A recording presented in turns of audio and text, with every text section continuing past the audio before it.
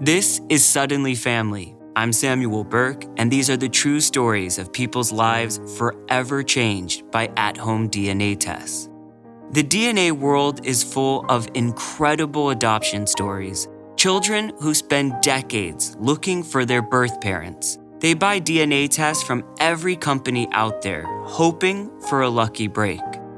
When fate finally calls and there is a match, the videos of them meeting for the first time are joyous beyond words. But the DNA story of an adopted woman named Natasha Avery is unlike the journey of anyone else on the planet. I logged in to look at the report and I was like, whoa! How did this happen? This puzzle piece that I didn't know was missing, but kind of knew was missing, was falling into place. It felt amazing. One of the greatest moments of my life. A woman with 6 different parents. That's coming up on Suddenly Family.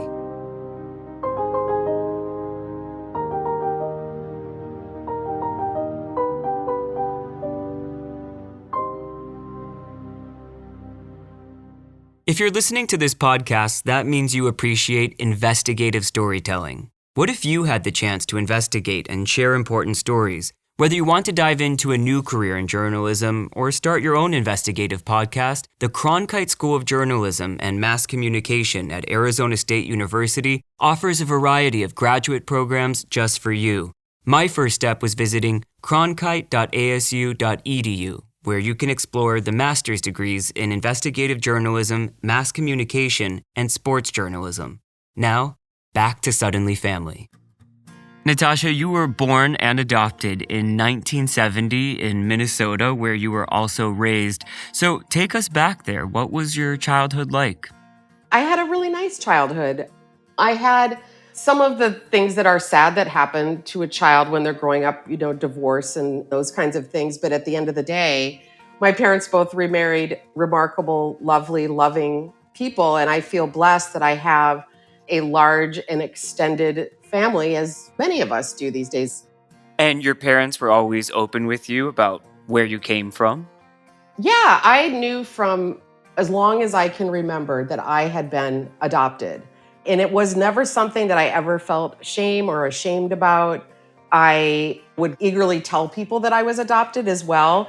Because there were times, as I was growing up, especially as I got older, and I would be out with my dad and my stepmom or my mom and my stepdad. And you could see when they would introduce me to people that sometimes they would look at me and look at them and kind of try to make the connection. And that, of course, I didn't resemble anybody. Did you know about your biological parents growing up? No, I knew nothing about my biological parents because when I was adopted in 1970, it was very common that adoptions were closed. Did you have any idea of what your ethnic background was, your heritage? So that's interesting. No, not like from a scientific perspective, but I think that I had been told that I was Russian and Norwegian. And I don't know why my mother thought that. I think that in some ways I resemble certainly sort of an Eastern European look. I think that there's so many Norwegians in Minnesota that maybe that was just a perfunctory idea of what my DNA likely was. Because I always thought it was so weird. I remember kind of confronting my parents later in high school and being like, okay, well, you buy a car and you get a folder of paperwork, but you adopt a child and they don't give you anything. Did you get a receipt? It's just how can that be?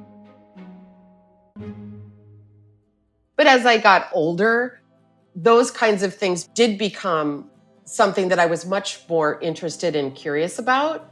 In I would say my mid-20s, when you start having more specific doctor's appointments and they ask you, what's your family history? It became more important to me to start thinking about trying to find out some of that information. And that's what precipitates Natasha's search for her biological mother.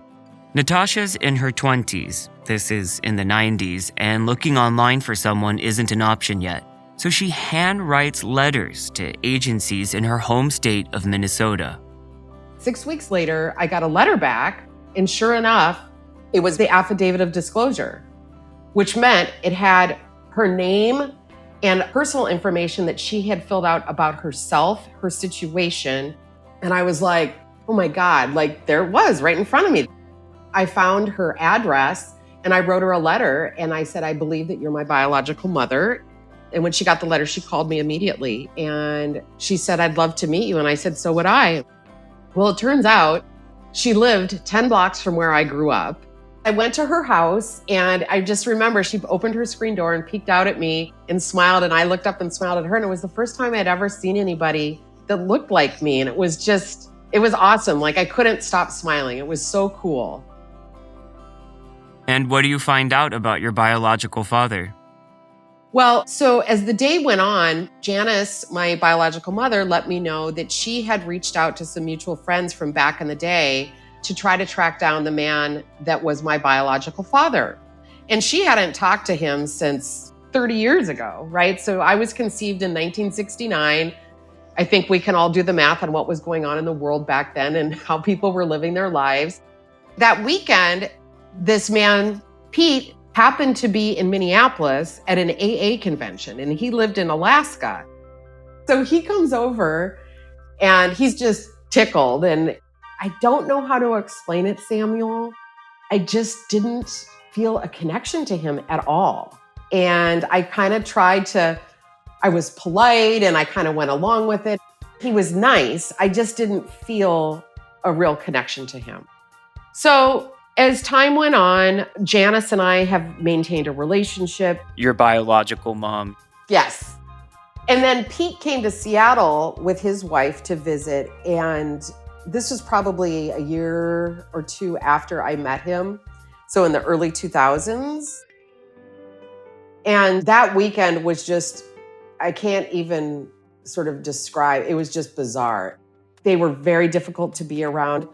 And I remember being at a meal with him and his wife, and like I literally had kind of an out-of-body experience. I'm like, what if I don't even know these people? Like, what if I'm just here and I don't even need to be here? They finally left, and I was just like, oh my God, I don't ever want to see these people again. And I didn't see him again. He wrote me a couple letters, and then it just kind of died off, and I was okay with that. Natasha never sees him again. And just in case you've lost count, at this point, she's up to 6 parents. The 2 parents who adopted her, they get divorced and both remarry, giving Natasha 2 step-parents. And now add in her biological mother and father, taking her up to a total of 6 parental figures in her life. 2 decades pass, and in 2019, Natasha decides to take a DNA test.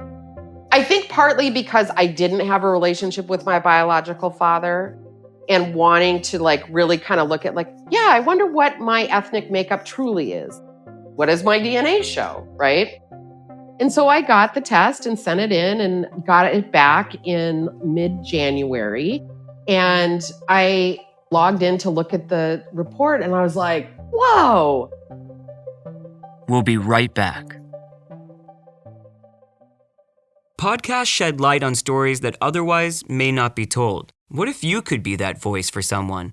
Well, you can. The Cronkite School of Journalism and Mass Communication at Arizona State University allows you to do just that. Become an investigative journalist, a strategic communicator in the media field, or a thought leader in the world of sports. Do what I did. Visit cronkite.asu.edu to learn more about their graduate degrees.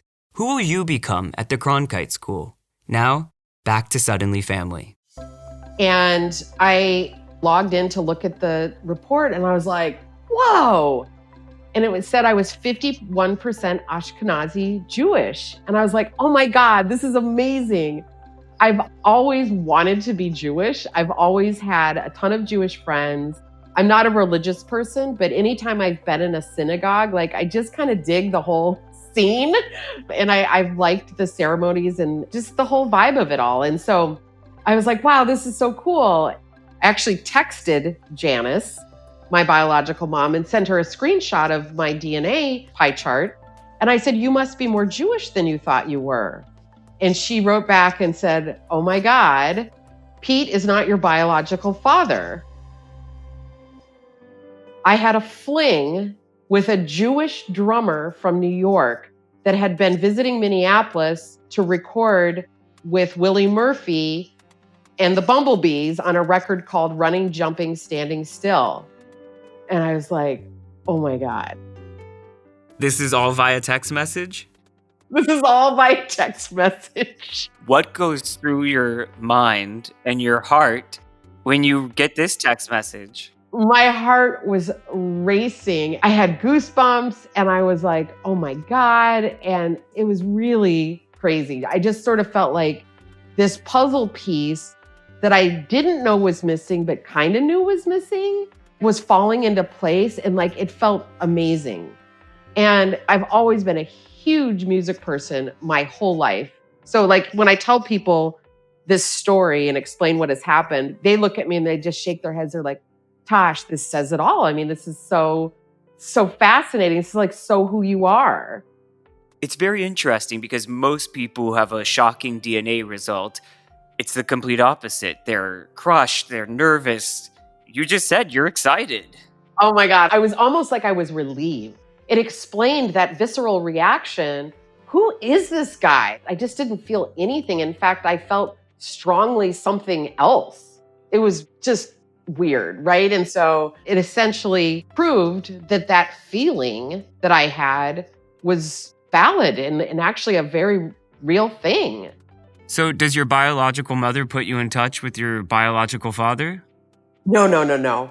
She didn't even remember his name. She had remembered the name of the album. So Willie Murphy was a very well-known musician in Minneapolis.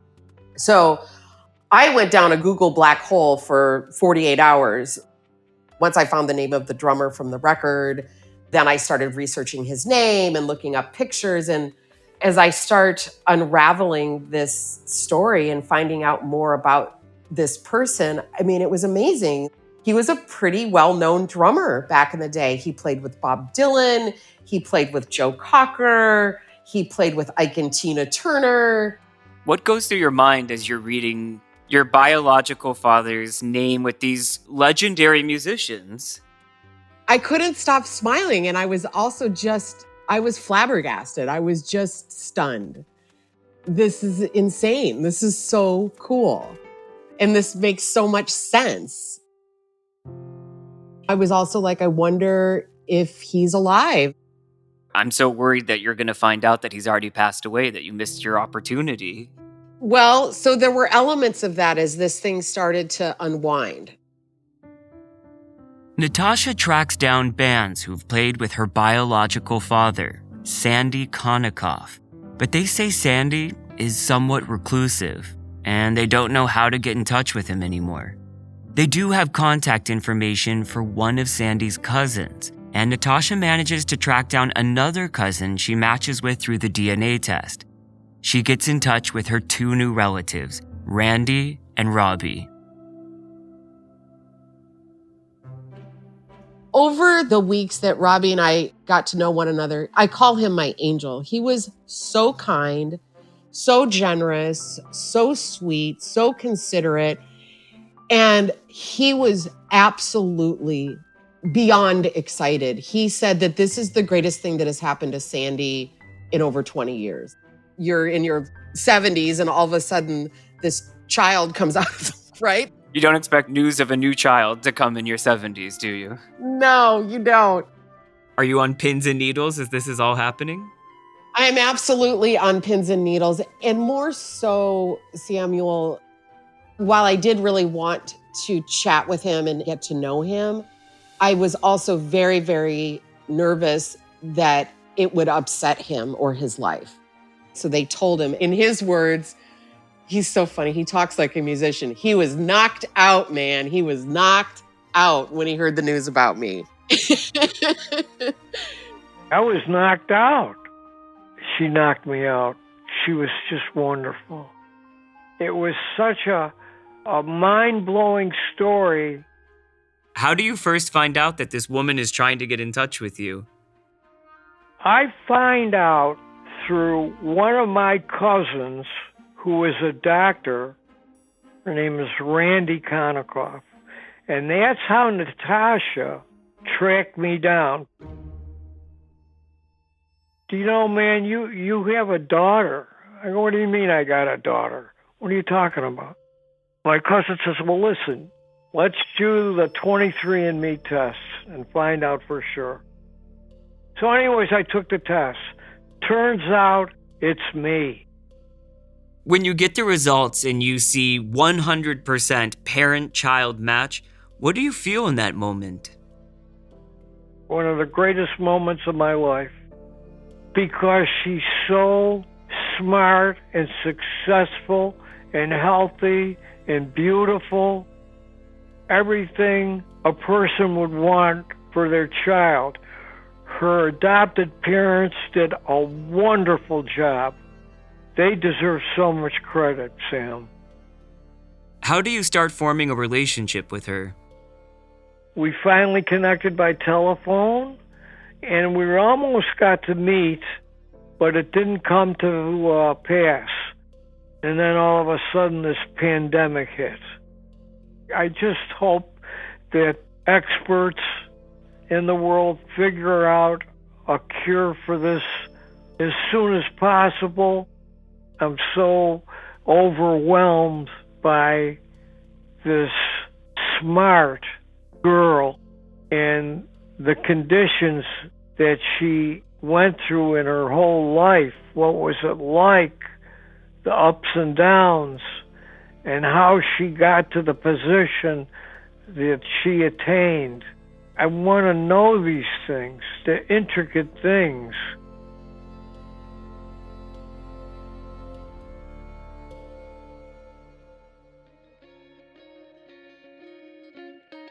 Do you enjoy this musical connection between the two of you, this deep love for music? Absolutely. She told me some of the music she likes. There's some of the people she likes I really like and admire. And there's some people that I don't know, but I like the name of the band. For example, one of the names of the band is called The Soundgarden. I thought that was a really cool name for a band. It's interesting because it makes you wonder nurture versus nature, this deep love of music, if it's something that runs in your DNA. You're right. Yes. And it's wonderful because she's very open to all kinds of music. As far as the other things that they're into, I told Natasha, I was very honest with her. I said all the things like the sailboat. I said, Tasha, I'm not into any of that stuff. It terrifies me. I don't want to go on no boats. I'm not into that at all.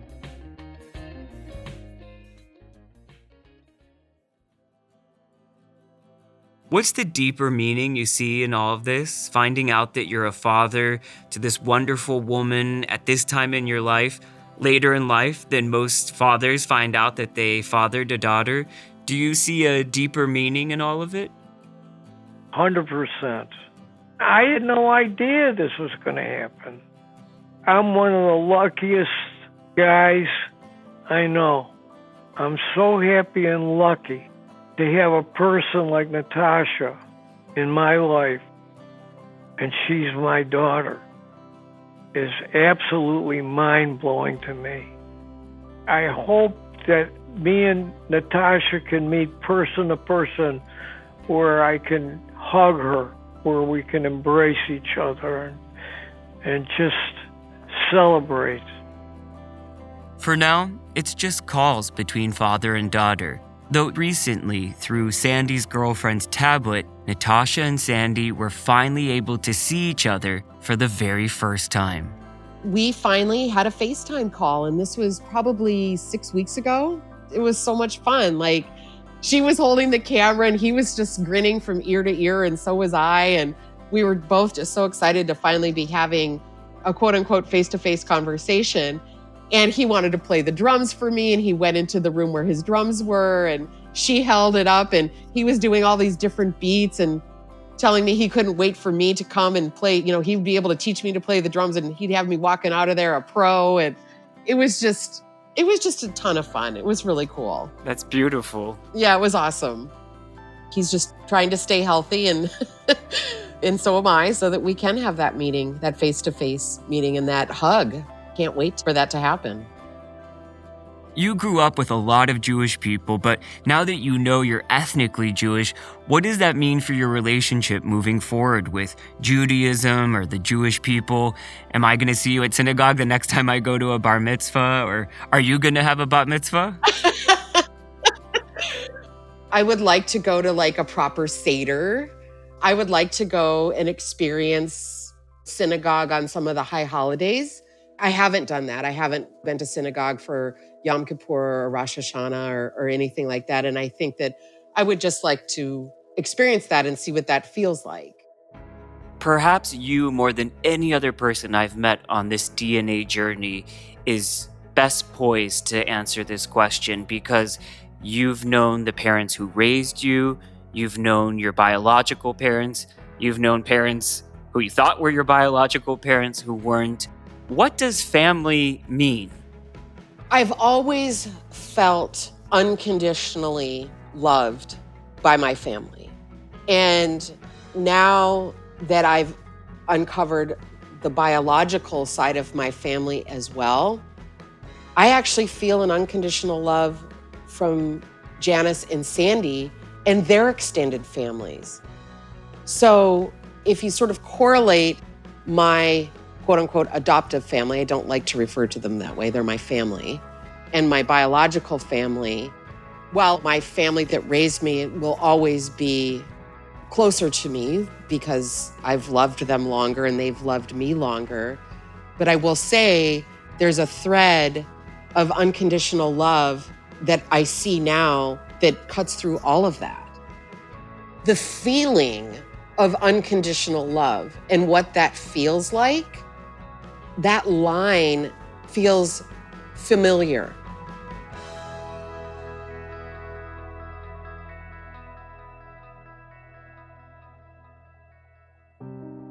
On the next episode, can two sisters weather a DNA storm? I called my older sister and I was hysterically crying, and she got angry and she said there's a mistake, that can't be right. They look enough alike to be sisters, if not twins. And I just started bawling. It's kind of heartbreaking now. I'm sorry. That's on the following edition of Suddenly Family, a production of CNN Philippines and Loomis Productions. Our editors are Lori Burke, Elizabeth Joseph, and Elaine Lee. Sound engineer, Levi Mercurio. Executive producer, Michelle Ancheta. Executive consultant, Army Harin Bennett. This show is created, written, and hosted by me. I'm Samuel Burke.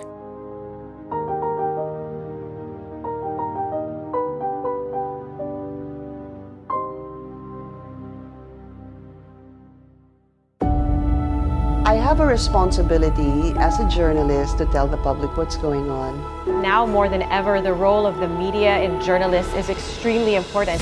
Make that first rough draft of history into again.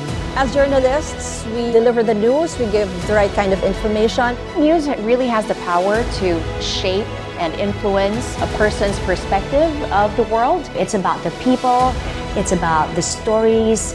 We verify, we confirm, we double check, we triple check from different sources. To give them the truth. Trust in one word, I would believe, is integrity.